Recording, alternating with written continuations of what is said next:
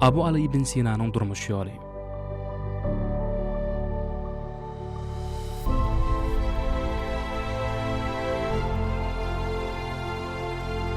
Bu beýik adam orta asyrlaryň beýik alimy.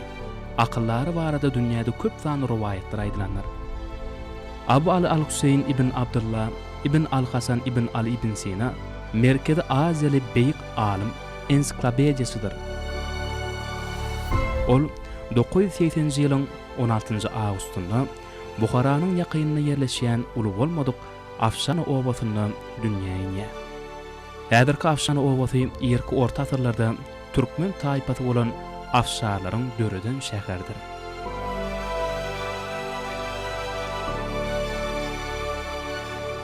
Muhammed Musa al-Harizmi ýaly alimlerden tapawutlukda Abu Ali Gysga bolsa-da özüniň terjimehany galdyryp gidipdir. Ol ömür ýazgysy diýen at bilen taryha ýeripdir. Ömür ýazgysy at eseri özü hemden şägirdi Abu Ubeyda Zujjani tarapyndan ýazypdyr.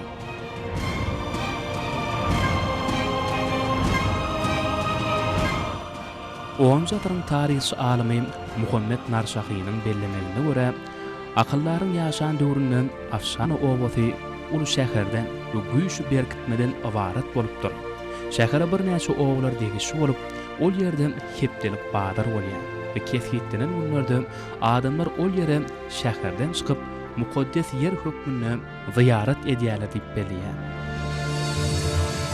Ibn Sina'nın kakasy Abdallah ibn Hasan medeniyetli we özdaşlyk adam bolupdyr. Buharada ol salgytlary ýygynaýjy edip etmişýär. Şol owadan bir gyýda öýlenýär.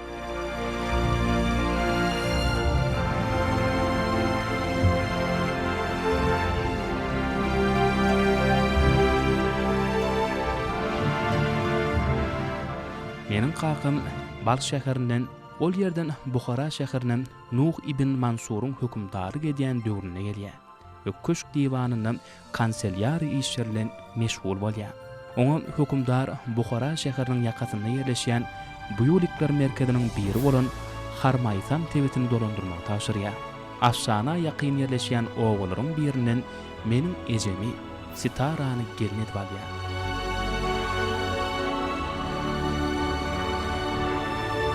Hasanna kiçijik Küseýin 5 ýaşly ýetenden Buhara şäherine ýaşamaga göçýärler. Buharada kiçijik Küseýini başlanyş mekdebine okuw berýärler. Ol ýerden kiçijik Küseýin 10 ýaşyna şen okuýar. Bu ýerde hem kiçijik Küseýin özüniň öktüligi, ýatgyşlygy bilen tapawutlanýar. Akyllaryň kakasy maddi taýdan baý bolýar we oğluna ýeterli kemme tarapdan bilim bermek üçin çemeleşýär. Onun 5-6 ýaşynda wagty dogany Mahmud dünýäge gelýär. Kakasy Küseýiniň ikindi matematikasyny öwretmek üçin matematik lakymly Mahmud Massohyň ýanyna iýeripdir. 10 ýaşdan soňra kakasy Ibn Sina'ny mektepden alýar we soňraky bilim almalar diňe öýlenip molum şagyrmak bilen ýeşelýär.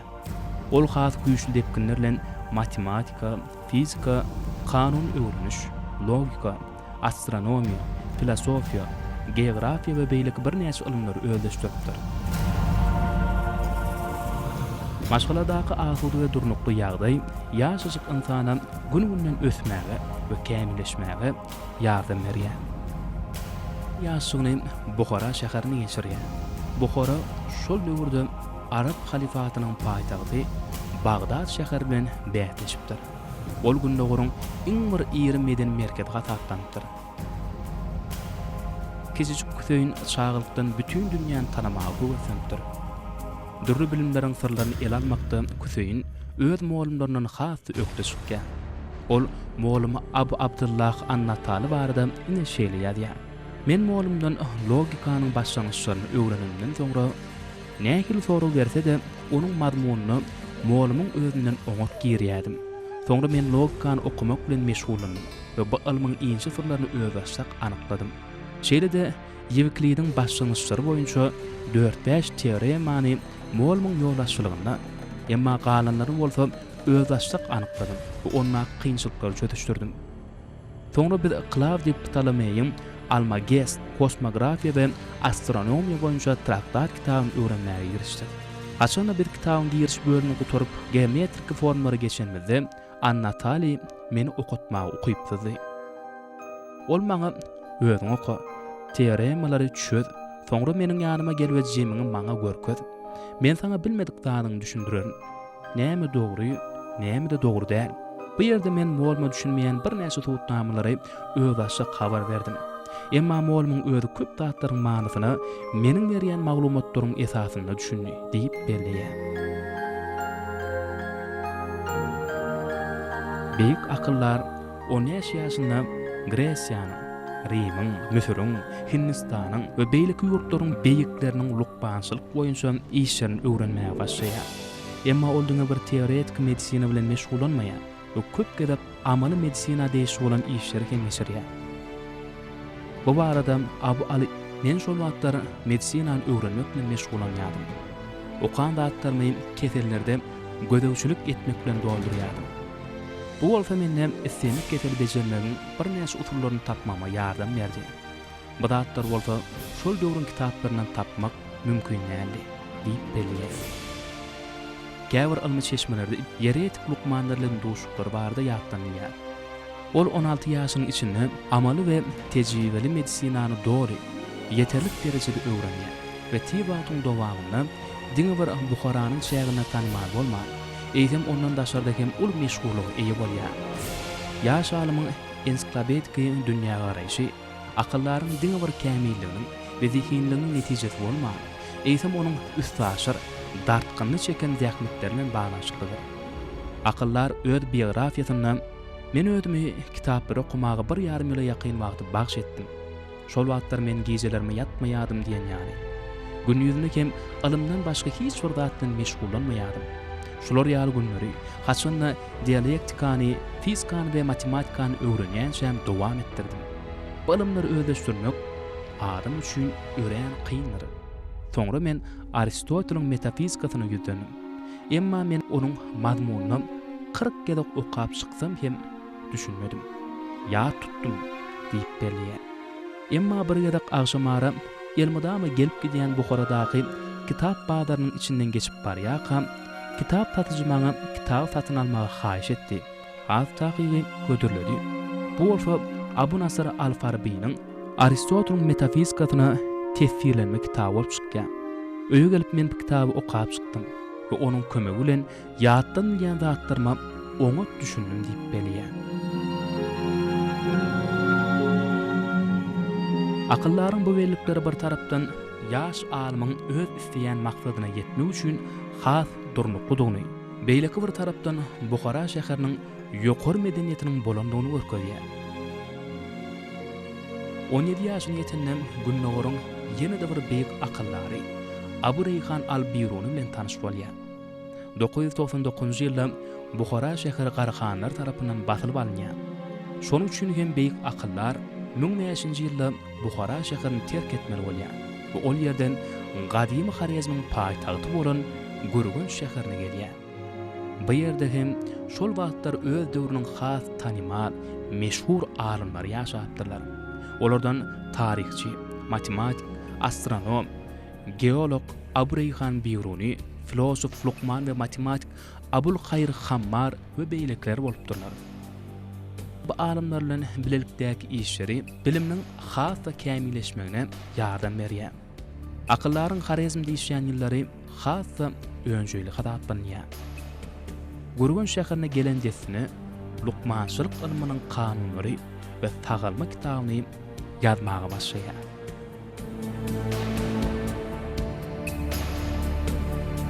Samaniyetler döwleti şol döwürde özüniň iň soňky wagtlaryny başdan geçirýärler. Ol ilk bilen Garxanlar, Bogry han tarapyndan, soňra bolsa Mahmud Kadnal tarapyndan basylyp alınýar. Akyllar özüniň dogduk mekany bilen Buhara şäherine gaýdyp hiç haçan gelmeýär. Ol özüniň bütün ömrüni diýen ýaly şäherden şähere bir feýdalyň öýünden beýleksine geçmek bilen serýazanlykda bolýar. Ol Gürgünjüň, Hamadanyň, Abuwerdiň, Tusuň, Reýiň, Gürgüniň, Kazvi'nin, ýene-de Hamadanyň, Isfahanyň hökümdarlarynyň köşklerine bolýar. Abu Ali Harizmi ýurdun hasy ösen döwürleri gelýär. Ony bu ýerde ýakyn dostlary ruhy gollaw bilen garşy alýarlar. Harizmler öz ýaşaýan ýerini iň ýokary maddi we ruhy medeniýeti öğretmegi başarypdyrlar. 9-njy asyrda ýaşaýan görnükli Arab geografiýaçysy Ahmet Yaqubi Gurun şäheri barada ýagny men dünýäde Harizmin esasy şäher ýaly baýlygyň görnüşleri we ilaty muqdary boýunça uly hemde şeýle asuda durnukly malaýym halkly merkez bardyr öýdemok diýip belliýär. Harizm we onuň paýtagty Gurun şäheri özüniň ykdysady we medeni ötüşini başdan geçirýärdi. Harizm şahy Mamun II ibn Mamun'un hökümdarlyk eden döwri Harizmin iň güllabeten döwrüne gawat gelýär. Mamun II köşkünni şol döwürde ady äli meşhur bolan alymlar we filosoflar ýanapdyr.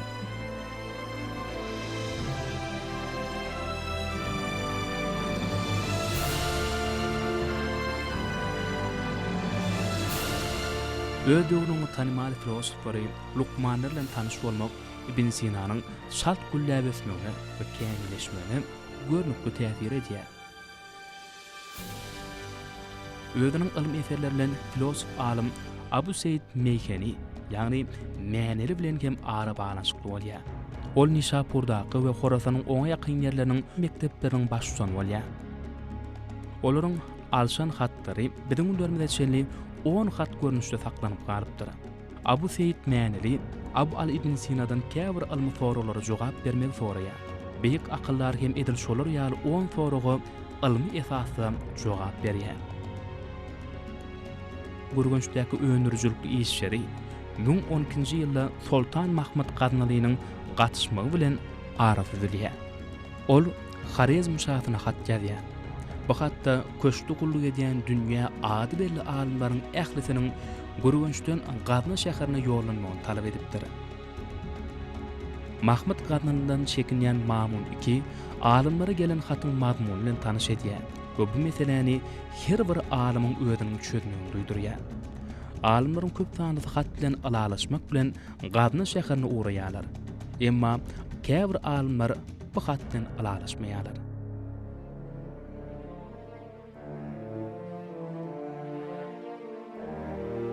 Gurgun şäherine ömrüniň ahyryna çenli hyzmat eden okuwçysy, dosty, ömrüniň galan 25 ýylyň dowamyna ähli işlerde diýen ýaly gollaw beren Abu Ubeyde al-Juzzani bilen tanyş bolýar. Beýik akyllar Gurgunda ýaşan döwrüni ören öňjeli ýagdaýda ilm işleri ýapdyr. Bu ýerde Abu Muhammed ýani Mahmud Şirazi diýen ilmi diýsen hormat goýan adam bilen tanyşypdyr. Ol akyllaryň ilmine, bilimine, akyl paýgasyna uly hormat goýupdyr. Şonuň üçin hem ol beýik ulmanyň ýaşamagy we işlemegi üçin jaý satyn alyp gurup beripdir. Satyn alynan jaý Şiraziň goňşusy bolupdyr. Olar bu ýerden ýygydan doşup, ilmiň köp meseleleri boýunça pikir hem alşypdyrlar. Şirazi ýanyna gelip, gadymy Grek alymlarynyň köp tanysyny öğrenipdir. Olardan Claudius Ptolemeyň Almagesti, Strabonyň geografiýa eserlerini bellemek bolar. Akyllar agdaly kitaplar ýönänenlere gaty ses bilen okap berýär eken. Okuwçysy Abu Ubeyde Juzzanynyň berýän maglumatlaryna görä, Gurgunny akyllar köp sanly kitaplar ýazdyr. Ol kosmologiýa we eschatologiýa diýişik kitaplar ýazýar. Ol gödäwçilikleriň netijesini astronomik gödäwçilikleriň kitaplaryny toplaýar. Abu Ubeyde Juzzanynyň şaýatlyk edýän maglumatlaryna görä, beýik akyllar öz ýazan kitaplarynyň sanyny hem düzýär. Bu ýerde ol 46 eser ýazdy.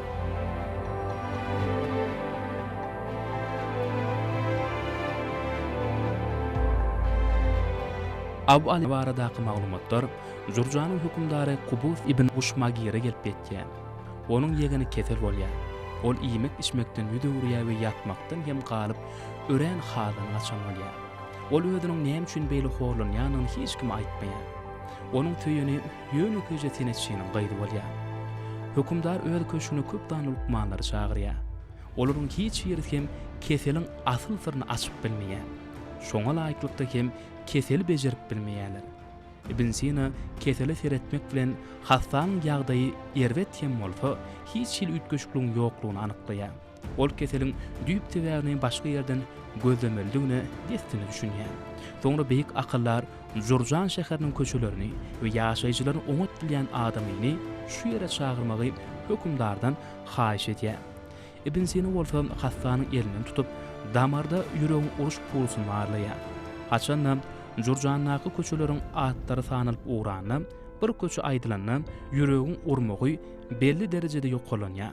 Şol wagt biligire şu köçede saklanmagy haýyş edýär we şu köçede ýerleşýän öý eýleriniň atlaryny sanap başlaýar.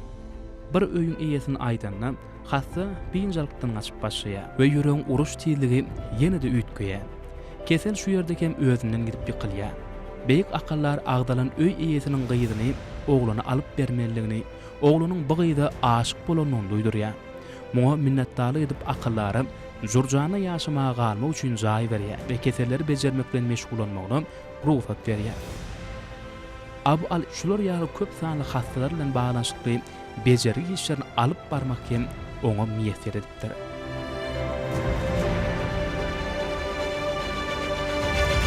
Beýik akyllar kubusyň penakärliginden peýdalanyp giň alymy we praktik işlerini ýoly goýar. Gyýyska döwrüň içinden köp tany filosof we medisina eserlerini ýazýar. Köp tany okuwçylar taýýarlaýar. Gurgun we Reyden soňky gelip düşen Hamadan we Ispahan şäherlerine bolan döwürleri akyllaryň öňjüli ilmi işlerle meşgul bolmagyna mümkinçilik berilýär.